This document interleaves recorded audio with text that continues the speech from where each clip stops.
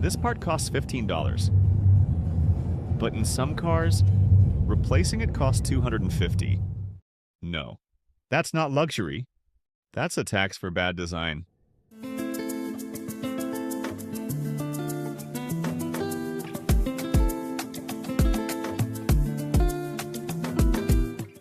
Most people think a cheap car is cheap because of the price tag.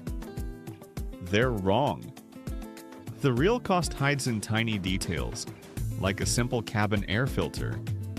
That costs $15, but replacing it can cost $250. If you stay till the end, I'll show you how to spot these hidden money traps in 30 seconds, and how to never overpay a mechanic for a 5-minute job. By the end, you'll know how to tell a car that's truly cheap. One that looks cheap, but secretly drains your wallet. Imagine, you pull into your mechanic thinking it's a 5-minute job. A filter swap. Simple, right? Then he looks at you and says, "We'll have to take half the dashboard apart." And in that moment, you know you just lost. Here's the part nobody tells you. Mechanics don't charge for parts. They charge for time. 1 hour in the shop is $100, sometimes $150. If the filter is behind the glove box, you pay nothing. If it's buried behind this dashboard, you pay for someone else's bad design. Same $15 part. Completely different car. And it's not just filters. It's batteries, spark plugs, brakes. Every time a part is hard to reach, you pay for it. Here's the mistake most people make. They think car ownership is about parts wearing out. But that's not the problem. The real cost is how much of the car has to come apart just to reach the part that failed.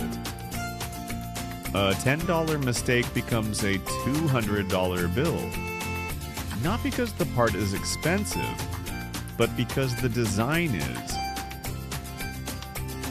Think about it like this. If a mechanic has to remove trim, wiring, airbags, brackets, you're not paying for skill. You're paying for time. And time is the most expensive thing in a workshop. That's why two cars with the same mileage bubble in the same problem can cost completely different amounts to own. One was designed to be serviced. The other was designed to look good on a showroom floor. So before you buy a car, you need a system. Not a brand, not a badge, a system. Rule number 1, the YouTube test.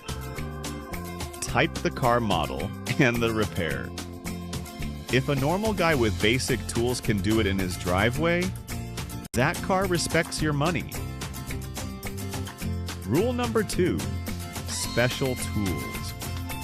If every repair starts with proprietary tools, locked software, or dealer-only procedures, you don't own the car. The manufacturer does. Rule number 3, unnecessary complexity. If a simple part requires removing half the car, that wasn't engineering. That was ego. Here's the twist. Cheap cars don't bankrupt people. Bad design does.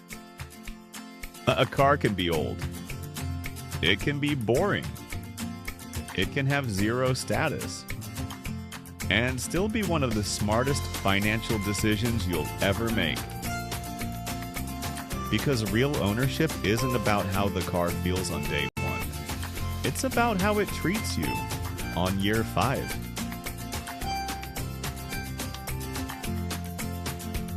The difference between a good car and a bad one isn't the badge.